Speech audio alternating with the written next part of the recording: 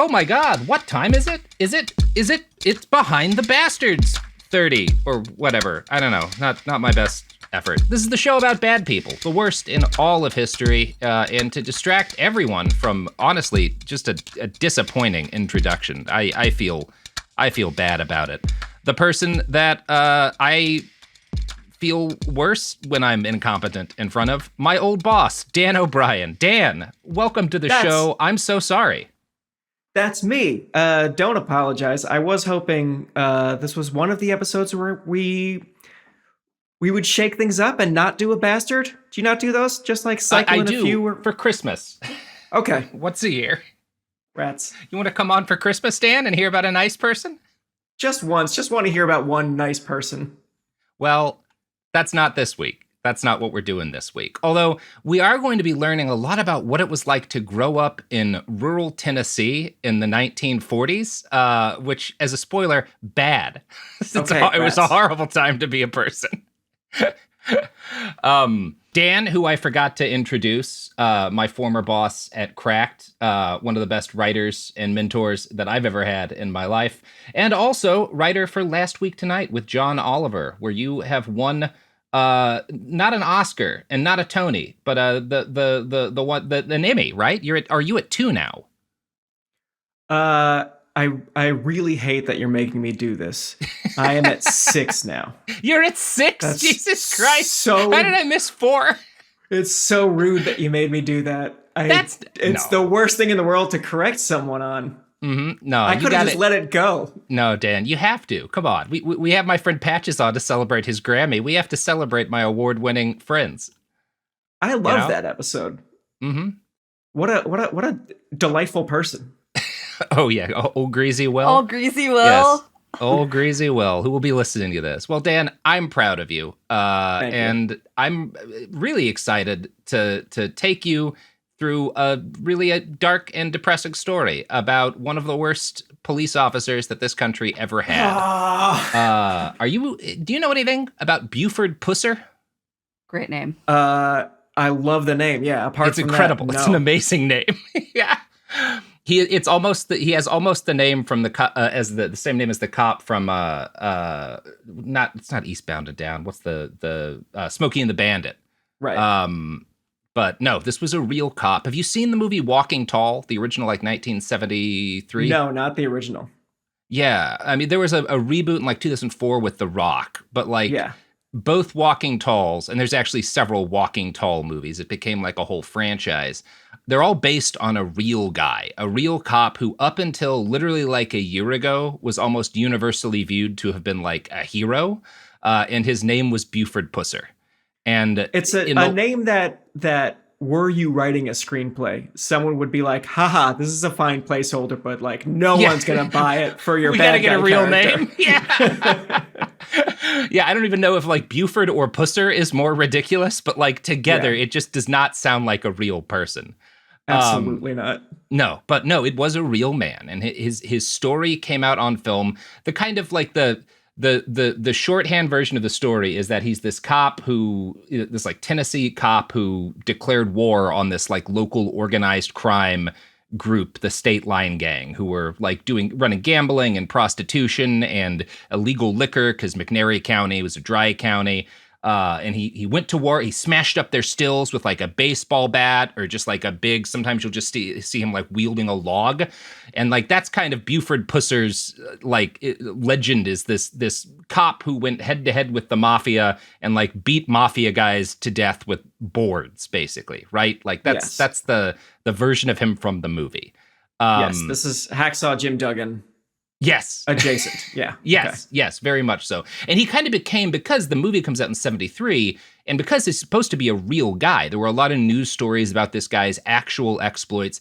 And he is personally like the model that you get around the 70s and 80s of like the gritty, hard-boiled cop who he breaks the law, he doesn't play by the rules, but he gets results. Like Buford Pusser is the origin in a lot of ways of a lot of that mythos. Like he's not the only person it's based off of, but he's the real guy that a lot of that stuff gets kind of wrapped around. Like there's a lot of Buford Pusser and Dirty Harry, you know, like And it kind of makes sense that 73 is when this guy in his movie get famous and blow up, because 73 is when Nixon resigns. It's this period in which like crime is raising, and there's just like this general sense of exhaustion, both at like crime in the streets and crime at like the top of the country. So people were kind of craving this like just law paladin figure who didn't wait for, the court system to catch up, didn't wait for the niceties of legality, just went right after the bad guys and took them down, That makes a lot of sense. I do have to say, and I don't want to note you to death. You've come a long way since you were my intern, and the podcast is great, and everyone loves it. I will say, if you're going to say a sentence like "there was a lot of Buford Pusser in Dirty Harry," you got to leave some air. You got to give some space for someone to say something. You can't barrel on through after that. Really, I mean, I kind of just thought maybe we just let that lie. Okay. I didn't know. I don't know, Dan. These are okay. These are the kind of life and death choices people in our field have to make. I'm ready for all your Pusser jokes and Buford jokes. He was played in 1973 by Joe Don Baker, which is actually sounds more like a real sheriff's name than Buford Pusser. So before we get into this guy's story, I want to give you a little bit of like how he's known in pop culture before the myth gets busted, which really has just happened. Like in the last year or so, there's been a lot of like crimes that have been reinvestigated that Buford was involved in that has kind of tarnished his legacy. But prior to that point, here's how the LA Times described Walking Tall, which went on to make more than $40 million off of a $500,000 budget. During his 6 years in office, Pusser, known for carrying a big hickory stick he used as a weapon, fought a gang of bootleggers and conmen who were operating along the Mississippi-Tennessee state line. He was shot and stabbed on several occasions, killed a thieving female motel owner who ambushed him, and in 1967 was waylaid in his car by the criminals who shot him and murdered his wife, Pauline. Almost none of that's true, with the exception of the fact that he did get shot and stabbed on several occasions. All right. Everything else kind of open for reevaluation, given the more recent facts that we've got. The movie was I'm assuming that means like murdered, thieving woman. The parts of that are false. It's gonna bum me out, right? Right. Yes, the murder part is true. The other parts maybe a little less clear. His wife getting killed in an assassination may not have been exactly how it went down. It is worth noting, at the time, one New York Times reviewer called Walking Tall a fascist movie. And you can see that, right? Like, it is fundamentally about how some people should just be allowed to do whatever to enforce the law, even if they have to break the law to do it. And that's not a great message. Joe Don Baker, who played Buford, describes the film's appeal as, quote, a response to people being sick of crime and politicians like Richard Nixon. They just wanted to take a stick and beat up on the government. And I think we can all identify with that urge. I just don't. But is it the government that Pusser is going after in the movie? Is it the government he fought? Is that thieving female motel owner Richard Nixon? I'm just so goddamn mad about Nixon. I'm going to go to this bar and beat up some people that I've decided are criminals. Yeah, I do. That's a very American thing. Like, I'm angry at the government. I need to see a huge man beat the shit out of poor people. Yeah. So as I stated, over the last few years, a growing body of experts has started to question the official story of Buford's life, and particularly the story of the night his wife was murdered and he was grievously injured. And so we're going to talk as much as we can about the real Buford Pusser this week. He was born Buford Hayes Pusser, and Hayes is spelled just wrong, Hayse. That's not how Hayes is supposed to be spelled. Incorrect. I'm not happy about that. Really took me a long time to get over. On December 12th, 1937, to Carl and Helen Pusser at a farm in McNairy County, Tennessee. His dad's side of the family had come over from England in the 1630s, and his grandpa had settled in Tennessee in 1879 after leaving Georgia, where he had served in the Confederate military, probably. We don't know exactly, but we know that his brother died in a Union prisoner of war camp, so pretty likely. Now, these guys would not have been We're not talking like the slave owning class. These people don't have money, but we're talking like the class of poor whites who made up the bulk of the Confederate military. Like Right. that's Buford's relatives. Sure. Mhm. Fair enough to say that they were still like broadly supporters of the cause. Oh yeah. Oh yeah. Okay. Yeah, although Buford that's really not a thing he has an issue with. He's actually going to be one of the first sheriffs to appoint a black deputy. I think the first in Tennessee. And he has a reputation for being like pretty good on race stuff. And in fact, none of his crimes involve him being racist. So he might actually get a pass on that. Just a murderer. Hey, there we go. Small victories, man. Yeah, you love to see it. So Carl and Helen, his parents, had 3 children, and Buford Hayes Pusser was the youngest. He was delivered by his nanny because the doctor was late getting to their farmhouse. He was delivered right as the doctor was walking in the door. Wait, I have a question. What are the... Did the doctor still bill? Because I'm guessing yes. Well, the doctor definitely still billed. But no, what are his siblings' names? So his brother was John Howard, and his sister was Galia. Okay. Gaylai. Again, not a real name. No. How did they just one come up normal with name. John? John Howard. That one of the kids they figured had to have like a real person name, and the rest you can just go for broke. Like I don't understand how they're spelling things. The only answer I have is that nobody knew how to spell words properly because you just don't. Hayes doesn't need an E anyway. Gala Pusser? Gaylia Pusser. Galia Pusser. Galia Pusser? Galia Pusser. Galia Pusser. I'm so sorry. Elementary school What do we even stuff. say? Yeah, I know, right? At least she didn't come up in like the 90s. That would have really been That's rough. actually like an amazing stage name. Galia Pusser? Yes. It would be a stage name for a very specific kind of performer today, Correct. but not Absolutely. maybe the easiest name to grow up in Tennessee in the 40s with. Also true. So Buford was huge. He's going to be 6'6" as an adult, and he's noted as being a very big baby. He's got a full head of hair by the time of his first birthday. So this is a big kid. He's immediately eating everything he can get his hands on. He just turns out massive. He's just a monster from the jump. Now, most of our details on Buford's early life come from a book written after his death by his daughter, Dwana Pusser, Dwana. This family cannot spell people's names normally or give them normal names. I don't know what's going on. And this book is fantastic. It's so funny. Like Dwana, it's not intentionally funny because Dwana is clearly very proud of her dad and buys into the whole hero myth of him. She barely got to know him because, as a spoiler, he dies pretty early. So the book is all her talking about the different family lore that she got, both from what she remembers from her dad telling her and from what other relatives told her about like her family. And she's clearly really proud of it and doesn't realize how horrifying everything that she's saying is. And so it's this like unintentionally terrifying narrative, and there's a lot of humor and like her describing these awful things that are happening to him and that he's doing as like, boys being boys, that's just how kids were back in the day. Yeah. Was this the only book that she wrote, or was she an author or biographer? I don't believe Dwana Pusser Okay. wrote any other books. Okay, then it's very sweet to do that for your father, Dwana Pusser. I appreciate that. I understand that impulse very much, but I also it puts me in the right headspace to understand how accurate this is going to be. Right, right. And I would not view this as like a very good work of history. I think it's more, but it is fascinating in terms of the shit that she is willing to admit that he did, that she doesn't see as bad, but like I think we can look in and be like, oh, this is obviously like a fucking psychopath. Like this kid is deeply, deeply damaged and dangerous. That's gonna be a where the sweetness in this first episode comes out.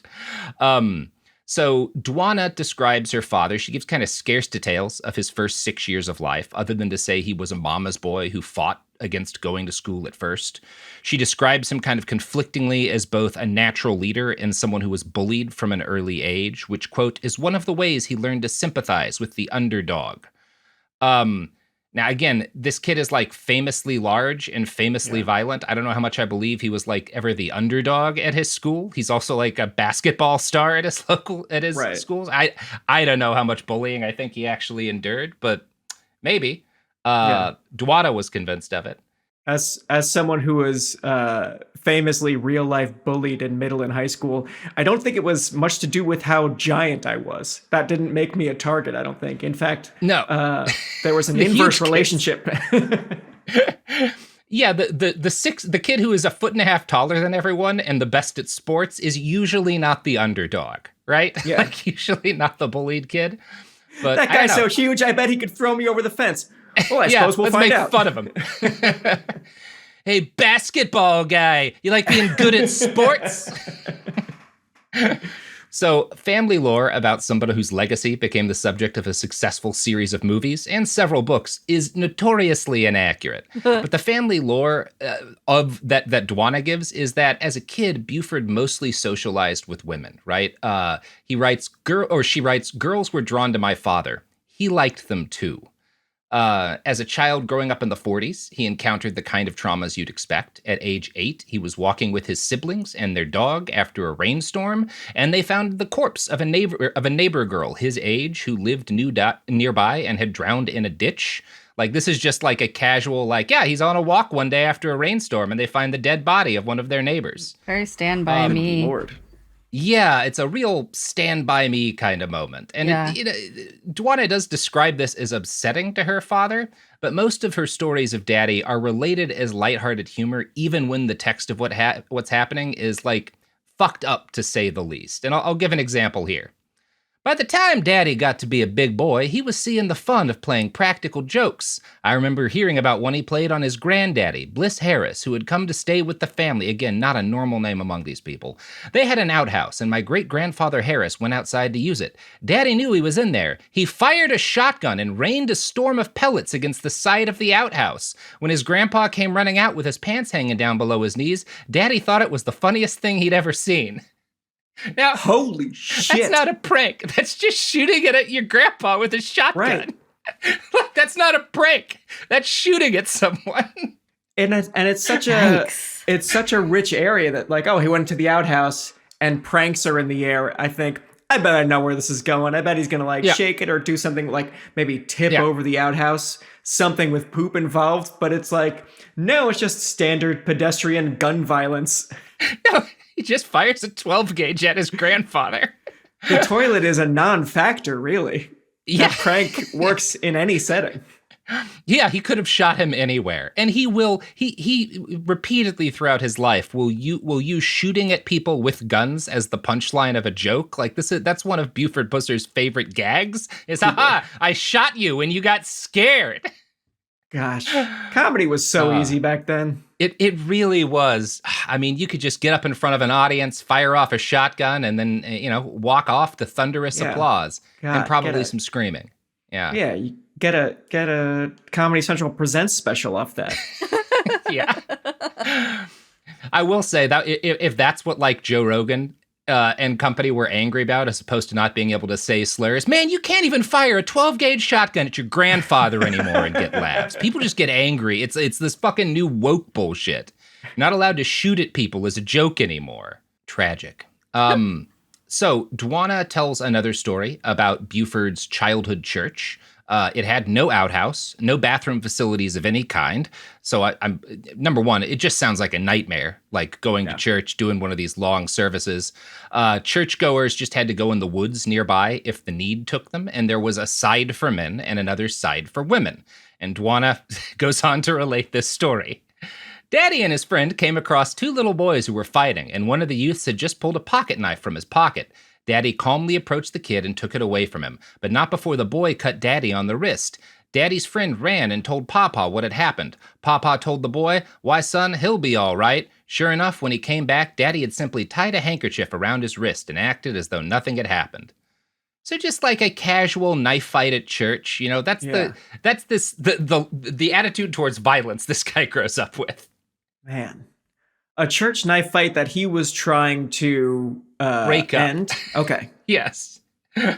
and wound up getting stabbed. And yeah, when his friend freaks out, his dad is like, yeah, don't worry about it. You know, like he just got stabbed a little bit. It's barely anything, you know? Yeah. There's so much information that the father's casual response to it barely even registered the first time around. Was like, oh yeah, that's kind of strange. I hope the first time I got stabbed as a child, my dad was like, that's alarming. Let's look into this. And this will blow over.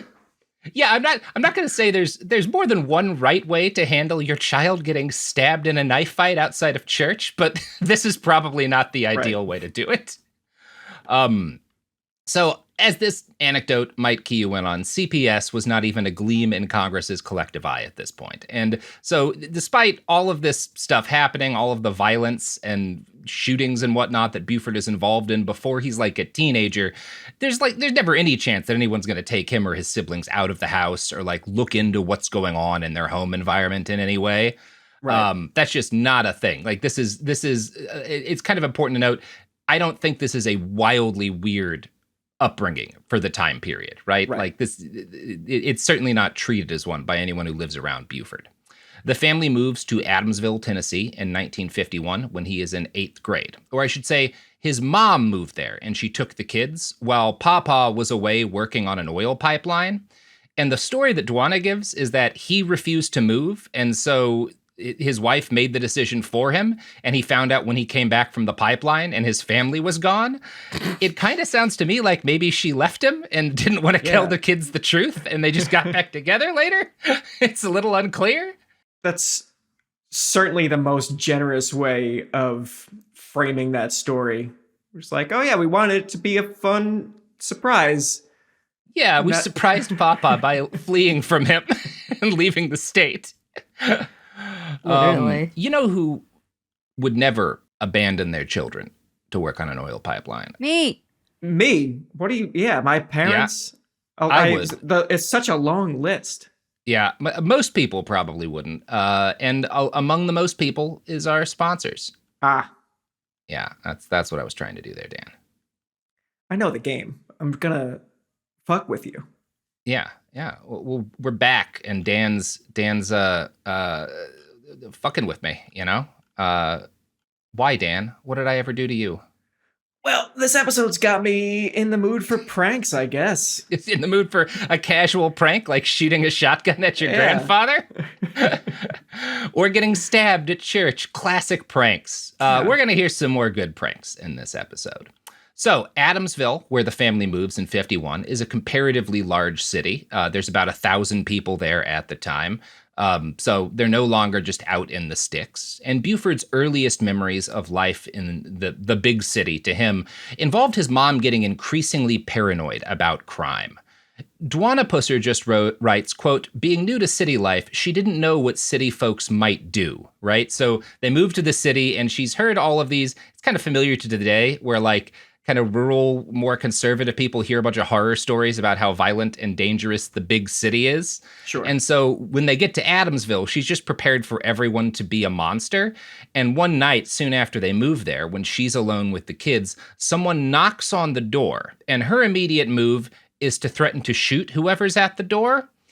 And then that person knocks again. And here's what Dwana writes, quote, the noise started up once again, and sure enough, Mama fired her shotgun through the door and went back to bed. The rest of the night was silent. The next morning, she got up and found the family cat stone dead on the front porch. Incredible. God. I mean, thank goodness it was just the cat. Good Lord. Thank God it was just the cat? Yeah, that your husband didn't come back or something? Or just a neighbor being like, let's welcome you to the neighborhood. Yeah, I brought a pie. Also, sorry to the cat.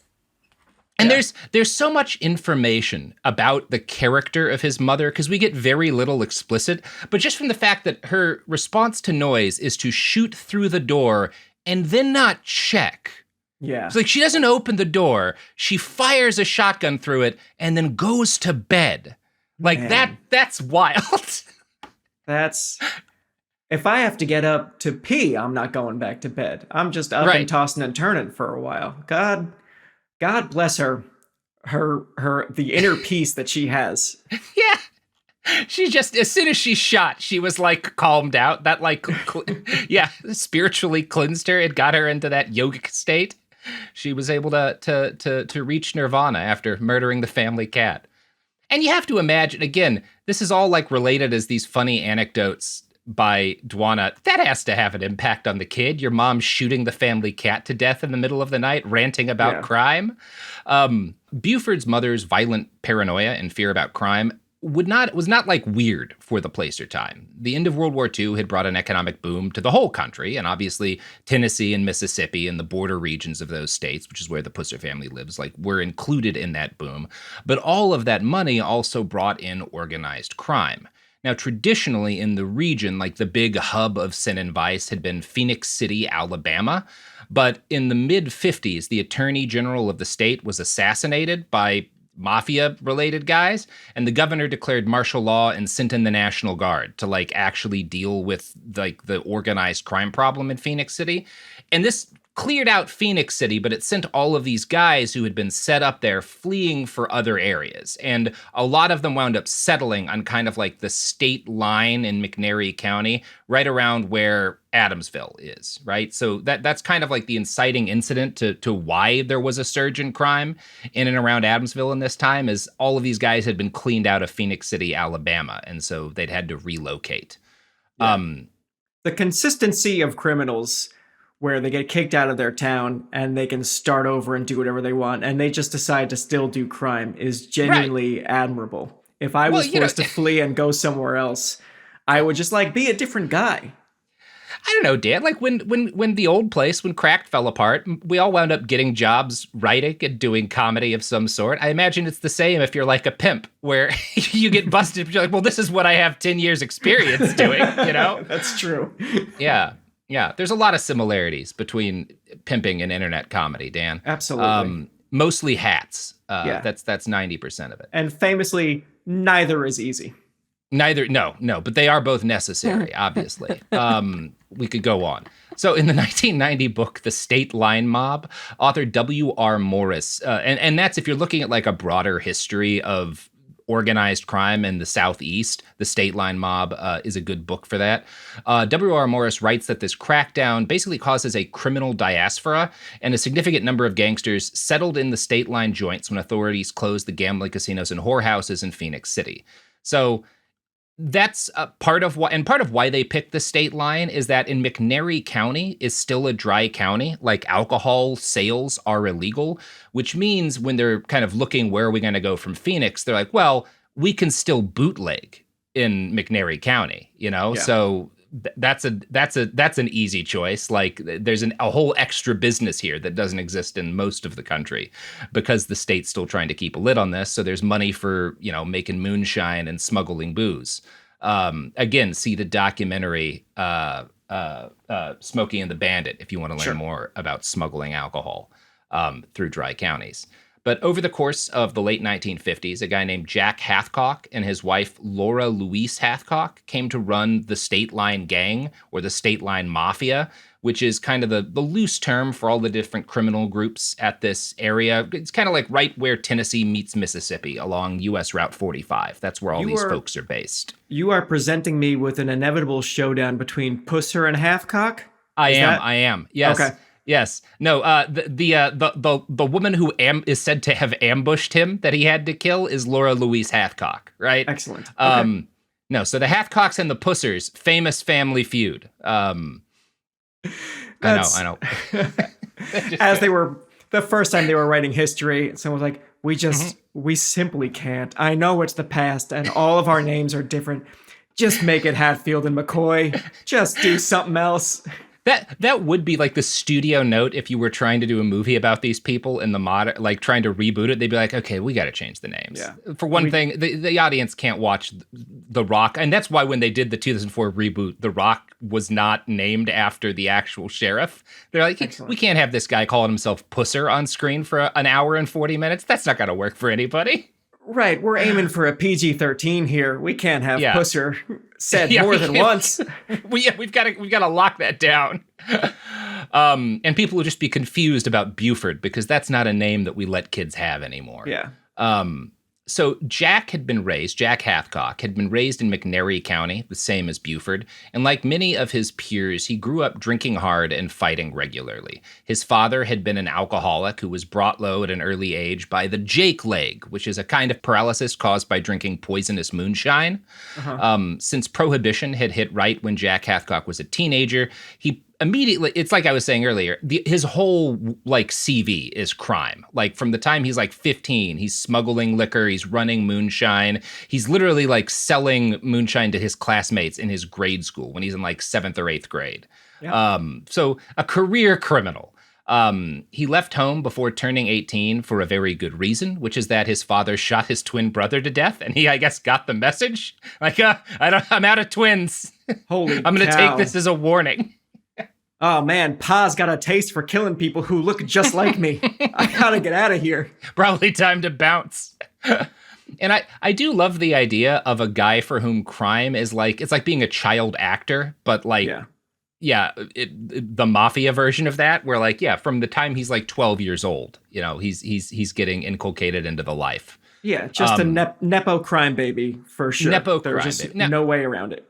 Obviously, running liquor and, murdering people and doing illegal gambling is a lot healthier for a teenager than being a child actor. Absolutely. But, so Jack and Louise meet in 1937. They get married soon after. And they're married for like 20 years. And for a while, it seems to be a really good marriage.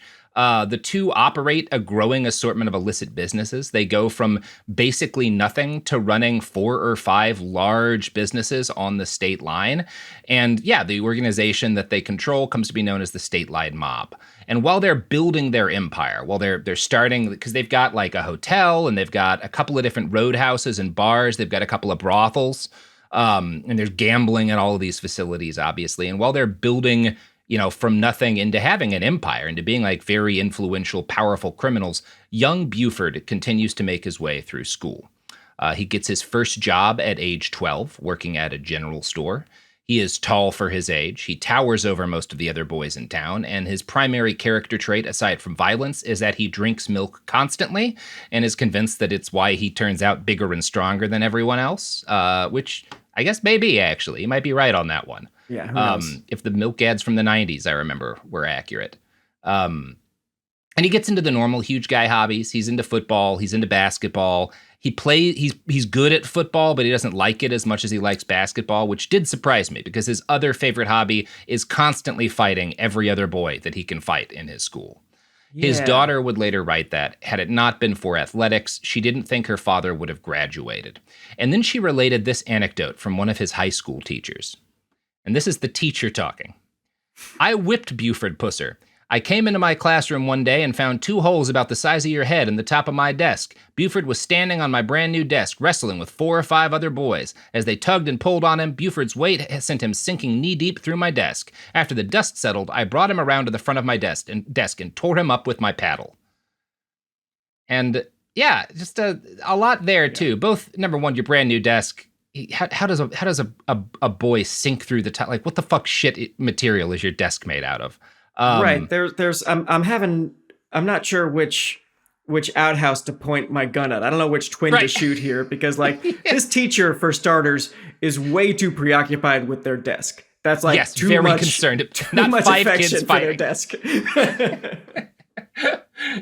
Not the like the literal brawl that's happening in their classroom. But it does say a lot about the time that like fighting, huh?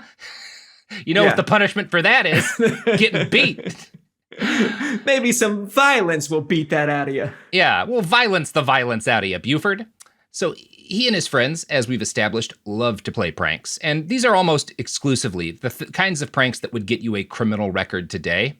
Yeah. Buford's childhood buddy, Paul Wallace, recalled one Halloween where Buford and he and several other friends borrowed a neighbor's wagon from his barn, towed it to a nearby town, like the town over, basically, took it apart, carried the pieces up to the roof of the general store, and then reassembled it on the roof of the general store in that other town. Okay. Which is at least creative and nonviolent. That does resemble a prank to me. That's the kind of prank I can get behind. because it just creates a little bit of whimsy in the Whimsy? world. Yeah. And there's like a victim, but not like a victim. You understand? Not like a Yeah. hospitalized victim. Right. No one's like killed or maimed or injured. There's no permanent property destruction. You've created a conundrum for somebody, but it's an amusing one. This will be the only real prank that he ever plays. Buford spent the summer of his junior year working on a pipeline in Oklahoma with his father. And this is actually something he begged his mom for permission to go work on an oil pipeline. And she only agreed on the grounds that once he came back for class in the fall, he'd have to work extra hard to get his grades up to passing. So working on an oil pipeline is like his reward for promising to study harder. Yeah. Very different time and a very different kind of person. Yeah. He was as good as, yeah. It was Sonic the Hedgehog for me. That was my pipeline. Yeah. That's Yeah, what I guess it begged- was Warhammer begged to 40,000 play with. miniatures for me. Yeah. So yeah, we had similarly difficult upbringings to Buford. You know, I would say those are like equal experiences. Playing Sonic the Hedgehog or gluing models together and working on an oil pipeline in the 40s or 50s. Yeah. So he comes back from the oil pipeline, and he's as good. He follows up with his promise to his mom. He does put in more work. His grades go up well enough that he's able to pass. However, the final months of his time in public school also saw a continued escalation in the severity of the violent encounters that he had with his classmates. His friends later recalled that Buford and his crew had a feud with a group of boys from the nearby community of Savannah, and this other gang of boys was led by a kid nicknamed Big Red Hubbard. Both crews would drive through each other's territory, speeding and heckling each other to try to provoke a fight. Like, they'd drive past and they'd all be like piled in one guy's vehicle. They'd throw some shit at you and like try to get you to follow them or something, right? And one day after they drove by, like, Buford runs off after them. And then when he comes back a few minutes later, he's got like a wound on his leg, and he tells his friends that he had been stabbed in the leg by a member of Big Red's crew. Now, this was a lie. Buford had cut himself taking down a volleyball net earlier, and just, I guess, had saved up the injury, had like avoided talking about it until Big Red's crew went by, and then he runs off. I think he probably reopens the cut and is like, look, they fucking stabbed me. Sure. And he does this. His daughter's explanation is that he decided to lie and say that they had stabbed him because the lie would be then, quote, the foundation for some future mischief. And this is what one of his friends, Paul Wallace, this is how he describes the mischief that comes later. A few days later, Buford told his mother that I wanted to borrow his daddy's shotgun to go squirrel hunting. Those squirrels just happened to live in Savannah and liked to play pool and drive fast. Right. Buford spotted the car of the Savannah squirrels and let go with 9 shots into the back of that car. It was like a Wild West show. We then drove off a little down the road and hid next to the river bottom near the levee. We were sure that any minute we'd hear police sirens, but nothing happened and nothing was ever said. Man, as much as we've established that Halfcock was a born crook, this big giant pusser is a born cop. That is some very sophisticated cop creation of reason to do violence against people you don't like. That is some really early instincts that will pay sweeping dividends for him down the line. Yeah, it is amazing that like his immediate instinct as a kid is like, I have to first set up a justification for this as some kind of self-defense, and then I'm going to do what is just a drive-by shooting, right? Right. And I feel the need to emphasize, he fires 9 shots out of a shotgun. Shotguns, especially in that day, most of them, the biggest probably aren't going to fit more than like 6, maybe 7 shells in the tube. Like that's kind of the max, and it was probably less. I don't know exactly what he had. What I'm saying is that he reloaded to continue shooting into their car at some point. Like this was not like a spur of the moment thing. This was like planned with malice aforethought, right? Yeah. He is 17 or 18, and he's done his first drive-by, so that's good. And yeah, as you said, like a very cop-style drive-by. Yeah. And this anecdote, like all these others, is described by his daughter as like boys being boys. And like a drive-by shooting is not boys being boys. But it is going to precisely to his adult life and the primary allegations against him as a lawman. Like, he is already the guy he's going to be his whole life at 17. And I guess you have to respect consistency. I don't know if respect is the right word, but he's certainly consistent. Yeah.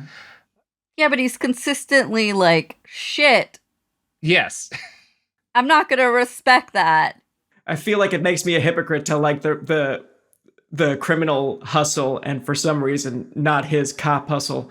But I guess I'm okay being a hypocrite in this direction. Yeah. You know, criminal hustle is like, because there's usually something beyond it behind just like violent nihilism, like a desire to make money or, you know, have access to substances that aren't normally legal, as opposed to this guy just wanted to shoot some other kids potentially to death for the crime of like yelling at him as they drove past. Right. It's the difference of people who are doing crimes because they recognize like this system is rigged. Everyone's robbing everyone. I'm going to do it too. And Pusser being like, the system's rigged and it's great. I would like to be one of the riggers. Yeah, I'm going to figure out how to rig the fuck out of this thing. I love shooting people. I shoot my grandfather with a shotgun. You think I won't shoot someone else? So Buford is drawn to crime from an early point in his life, not just the violent crime, but, you know, the gambling and drinking and that sort of stuff. He and his little gang of buddies started traveling to the state line in high school, and they would drive as a group to partake. They'd go to these brothels and these roadhouses. They'd drink and they'd gamble and they'd whore. And, you know, they're paying into the Stateline Mob, right? Like, that's who's running all of these businesses. So they are consumers of you know, these different illegal ventures while he's a teenager. Buford's daughter would later insist they mostly went just to stand around and gawk, as schoolboys do. And if you believe that, I've got a bridge to sell you. Like, yeah, I just went to the brothel casino to look. I just wanted to gawk a little bit. You know, like boys do. Duana, I don't think you know much about brothels. There's not like a looking part. Yeah. There's mostly the going in part.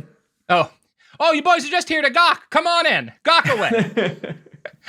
So Buford graduated Adamsville High School in 1956, and he immediately enlists in the U.S. Marine Corps. Now, I think 56, the draft was still on, so this is probably one of those, like, enlisting gave me a degree of choice as opposed to, you know, waiting to get drafted.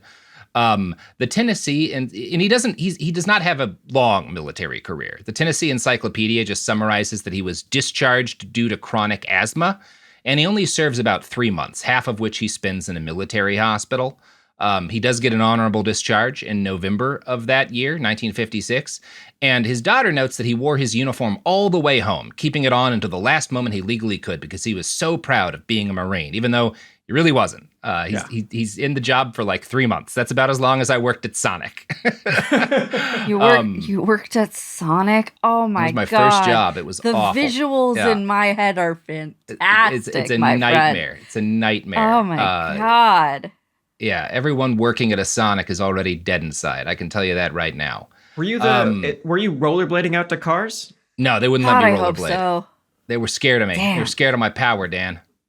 That was wise of them. Yeah, probably was. So this short chapter of his life, while he's briefly a Marine, is bookended by yet another very normal 1950s experience, nearly dying in a horrific car accident because there were absolutely no safety measures in vehicles back then. In late November 1956, within really a couple of weeks of him getting out of the Marine Corps, Buford is riding back from Memphis with a friend when the car that they're both in crashes, and he flies out through the front windshield. He survives, but he suffers 3 crushed vertebrae, and he has to spend a month in the hospital, and he has to wear a back brace for an additional 2 months upon release. And then, having narrowly survived a brush with death, he starts studying to be a mortician, and he goes to work as a mortician's assistant in March of 1957. You know, that's the first positive move. Get this guy in a room with the corpses, right? Yeah. He's not safe around alive people, certainly. Yeah, this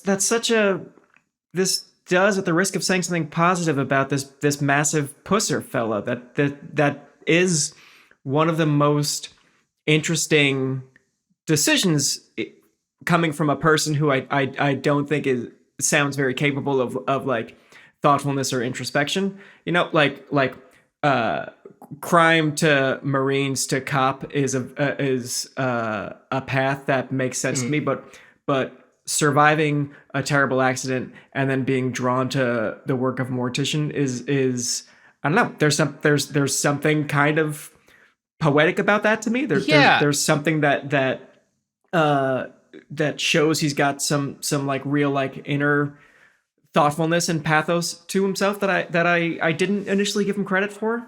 Yeah, it verges on being like a healthy way of coping with a near-death experience, right? Yeah. Which you wouldn't expect from this guy. No. That is an interesting, like, that is one of those weird little, I didn't expect that from him, actually. Right, I assumed he was going to walk out of the hospital and shoot a car. Right. Yes, like to start a one-man war against automobiles. He does shoot at some cars in this story, Dan, but that's not, he doesn't do it in vengeance for the accident. He actually seems to be pretty good as a mortician's assistant at first. He takes a weird degree of pride in his work. Dwana relates that he would periodically call his mom over to the funeral home to look at the corpses of strangers that he felt like he'd done a really good job embalming.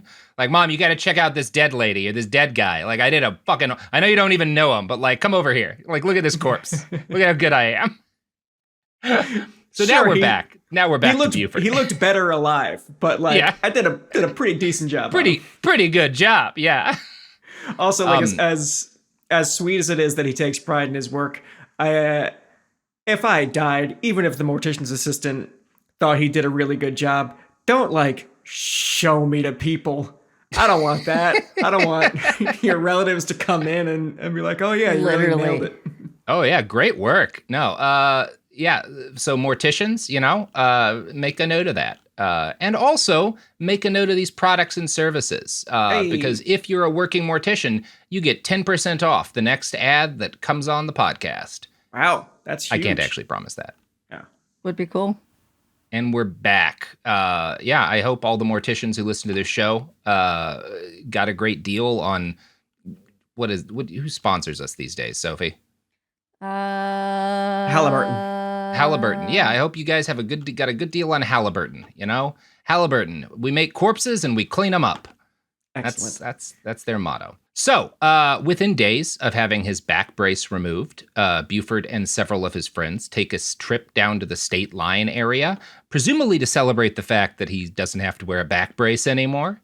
And in the book Mississippi Moonshine Politics, author Janice Tracy gives a vivid description of how things worked in Stateline Mob territory, right? This is the area that, he and his friends had probably for the last 3 or 4 years at this point had been going up to on the weekends to party.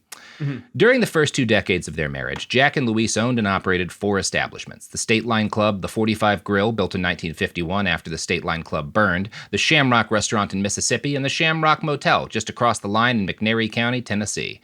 Jack built and operated the latter 2 establishments in 1959, and Louise remained at the 45 Grill. Jack's nephew, W.O. Hathcock Jr., and Larry's Hathcock, W.O.'s wife, operated the Plantation Club, another liquor and gambling establishment located directly across U.S. Highway 45 from the 45 Grill. Large roadside signs advertising country ham, red-eye gravy, and homemade biscuits for 45 cents lured travelers to the 45 Grill, but Louise's southern cooking, served on red and white checkered tablecloths, was only one of several offerings at the Roadhouse. With their appetites for food satisfied, many of the male travelers just passing through headed to the game room or the dance hall, where liquor, gambling, and available women were the main attractions. Most of the men who opted for what they believed to be a good quick game of 3-card Monte or a toss of dice, however, left the place broke and alone, and more likely than not, if the gambler complained too loudly when he lost the last of his cash, or if he threatened to report the Hathcocks' crooked gambling operation to the authorities, he was beaten badly and thrown out the door by Jack and his cohorts. Allegedly, Louise often ended arguments herself when she beat dissatisfied gamblers about the head and shoulders with a ball-peen hammer that she carried in her apron pocket.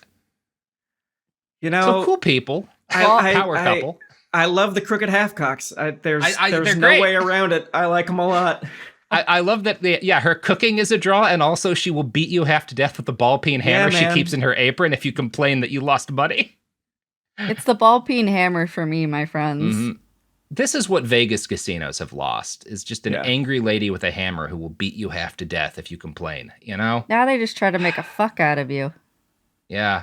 Now, obviously, a lot of times people die when you're beating them with the ball peen hammer. And it was said, at least, that a number of folks' bodies wound up thrown in the nearby river as a result of, Luis or one of her goons going too hard when trying to deal with somebody.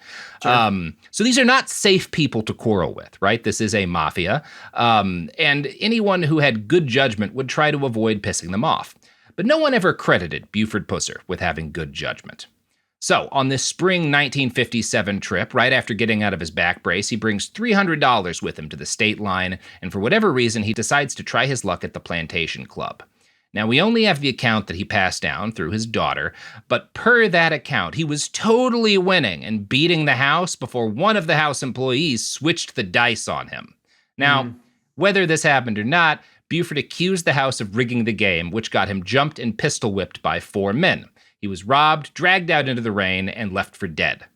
Now, as I noted earlier, not an uncommon experience for gamblers partaking at Hathcock-owned establishments, and most people who survived an encounter like this would thank their lucky stars and make a note not to come back. But Buford Pusser was not most people. He gets angry. He has to have 192 stitches for his injuries, Jesus. And while they're being sewn, he starts planning his revenge. Man. Yeah, this guy is just so much man. I love it. I love when someone from the past, there's so few details written about like a normal person's history, but like it's enough that everyone is like, look at this huge fucking kid, like look at this giant man. It really tickles me that he's so big that it makes the news. I like it a lot. It's a great defining characteristic. Just huge, yes. A lot of body space for stitches. It's a whole canvas for you to beat on if you're a goon. Yeah, just this enormous acre of pusser clomping down the street to your casino.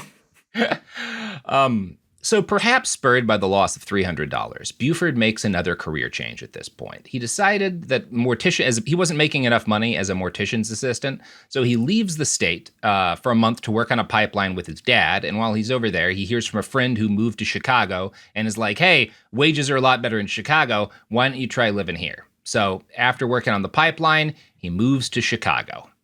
Now, one of the first articles I read on Buford was published by the McNary Historical Society, which is like the county that he grew up in's historical society. And so far as I can tell, the McNary Historical Society is like 99% just the Buford Pusser Historical Society, since nothing else of note has ever occurred in McNary. Sure. And here's how it summarizes this chapter of his life. During his time in Chicago, he wrestled professionally. He was called Buford the Bull and was reported to have wrestled a grizzly bear. Didn't happen. Didn't happen, but was a little closer to having happened than you'd expect. Although, as you'd expect from a county historical society, all of these details are like wrong in their specifics, because he does fight a bear, but it's not while he's in Chicago. Okay. And this brings me to my favorite chapter of the Buford Pusser story. You will hear anytime you run across like a popular history of the man, like a news article or just like an internet clickbait article talking about the walking tall guy, you'll hear the claim that he wrestled and beat a live grizzly bear. The claim is repeated by the Sheriff Buford Pusser Museum, by a bunch of different places. And while Buford was a big guy, I just couldn't believe that he actually... It's very rare for a human being to fight a grizzly bear and win. You can find some cases of it. The only ones I've found where it wasn't like a man with a gun is like somebody hits the bear with like a huge log and manages to do it in just the right place. So wrestling a grizzly bear just seems physically impossible to me. And I couldn't find any more detailed claims about what he'd actually done until I ran his daughter's book, Walking On, which says that the match, she claims there was a match against a bear, but her description of it is a lot less impressive sounding. Number one, this doesn't happen when he's in Chicago. This is when he's in his like senior year of high school.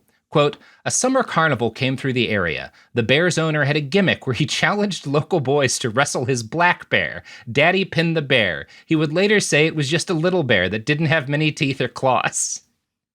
I'm still choosing the bear. Yeah. I mean, that's pretty, just like, again, the details this gives you about this time in American history and place, where it's Bizarre. like, yeah, this carnival owner who just traveled around challenging teenagers to fight his pet bear. Right, like a completely harmless bear that he's charging boys to Yeah, pin for bragging rights makes so much more sense than exactly. yeah. Because like number one, black bear much smaller than a grizzly, but also it sounds from her description like this is a sick bear. Maybe it had its teeth and claws like removed. Like people did shit like that. So I wouldn't be surprised if this was like a purposefully crippled bear that, yeah, this man kept around so that teenage boys could pay to fight it and feel like badasses. Yeah. Yeah, but that does give you an idea also of like when we're looking at the myth versus the reality of Buford Pusser, like they're all kind of this level of off where like, yes, there is like an actual real story there. He did fight a bear at one point, but Yeah. it's not as impressive as it sounds initially. Right, he fought a bear, but so did anybody else who had $4. Right? The bear was sick and dying and had been like purposefully hobbled so that he could beat it. Yeah, much less impressive. Yeah, it's similar to the stories that I shot a clown in the mouth so hard that its brain exploded. I mean, it was a carnival and it was a water gun and it was a balloon, but like enough of the details are true. Right? Yeah, that you could base your whole legendary career off of that time you shot that clown. I do think we've lost something as a country that it's no longer acceptable or legal for a man to wander around with a pet bear and challenge teenagers to fight it.